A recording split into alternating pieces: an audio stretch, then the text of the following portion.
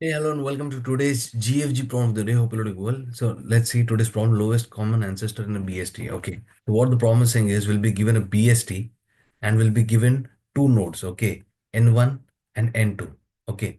So we want to find out the ancestor, the lowest common ancestor of these two nodes. Okay. So let's see what do we mean by the lowest common ancestors. For example, let's say the N1 is given as uh, 1 and 4. Okay, N1 is 1 and N2 is 4. So we want to find the lowest common ancestors of these two particular nodes, right? So what that lowest common ancestor will be? The lowest common ancestor or the ancestor will be 3 in this particular case because you can see, right, 3 is nothing but the parent of 1 and 4. Okay, the parent, that's what we want to find out, the parent of the two nodes, of the two given nodes. Okay, another example is, for example, let's say the two nodes are given as n1 equal to 25, n2 equal to 55.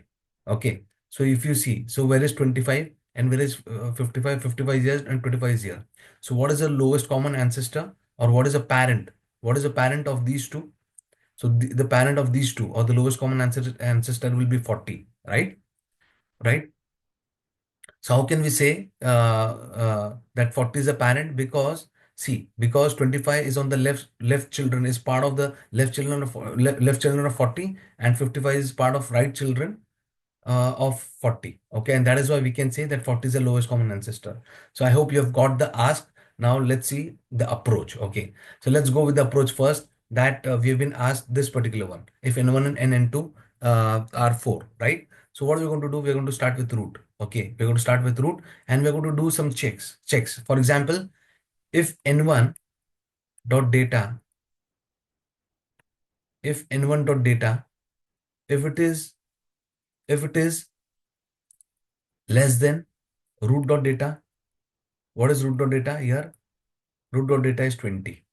Okay, and then we are saying n2 dot data is less than root dot data. What does this mean? That both n1 and n2 have lesser value than root dot data. Have lesser value than root dot data. What does this mean? For example, here 1 and 4, yes, it perfectly matches. 1 and 4 both are lesser than the root dot data. What does this mean is the lowest common ancestor of parent must be on the left side. Must be on the left side. Okay, this means that. So we need to go on the left side. So we come over here, right? 10. We come over here. Again, we check, is 1 and 4 less than this root dot data? Yes, it is. That means the lowest common ancestor is still on the left side. Okay, so we'll go on the left side. Okay. Again, we're going to check, is 1 and 4 less than this particular root dot data? Yes, it is. That means the parent of the lowest common ancestor is on the left side. Okay. Now we're going to check, is 1 and 4 both less than this root dot data? No, it is not. Okay. Okay. So here, for example, let's say we're going to call DFS, right? For example, if N1, both N1 and N2 are less than root dot data, then we need to go to the left. That is root dot left, right?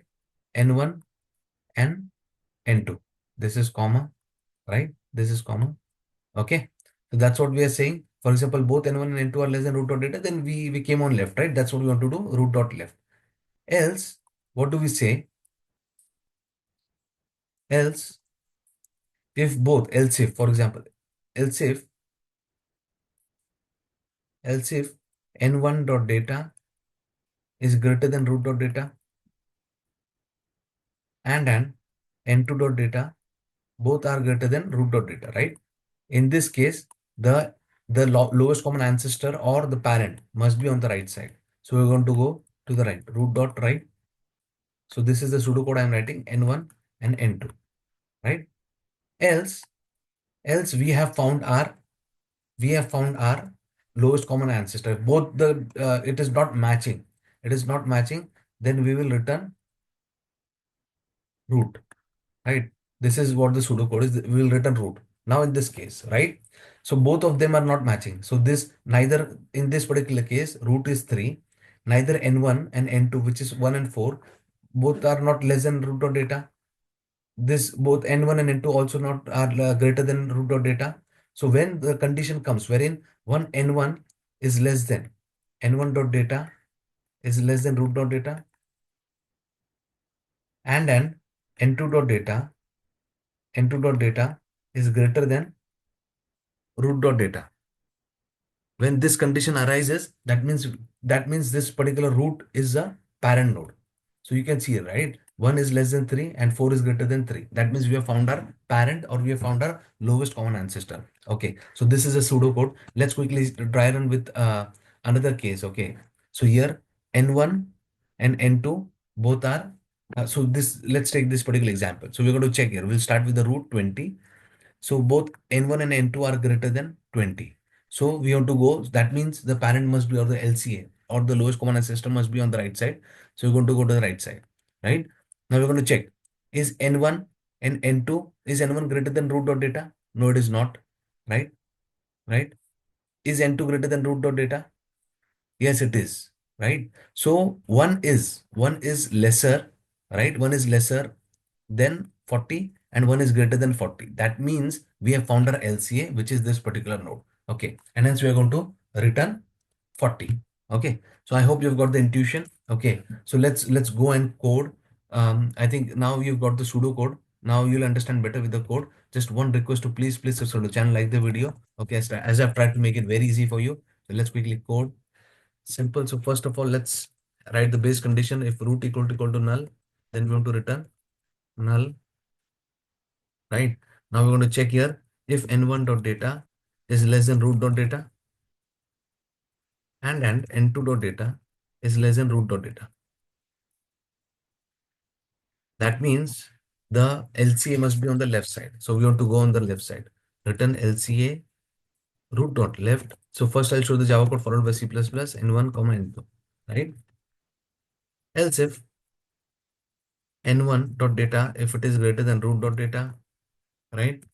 And n2 dot data is greater than root dot data, then we are going to go LCA root dot right n1 comma n2, right? That means the LCA or parent must be on the right side. Else we want to return root. We have found our parent or LCA. Okay, that's it. Let's compile this.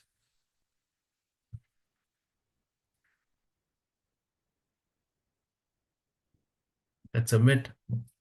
Thanks for watching. Please subscribe to the channel, like the video. Okay.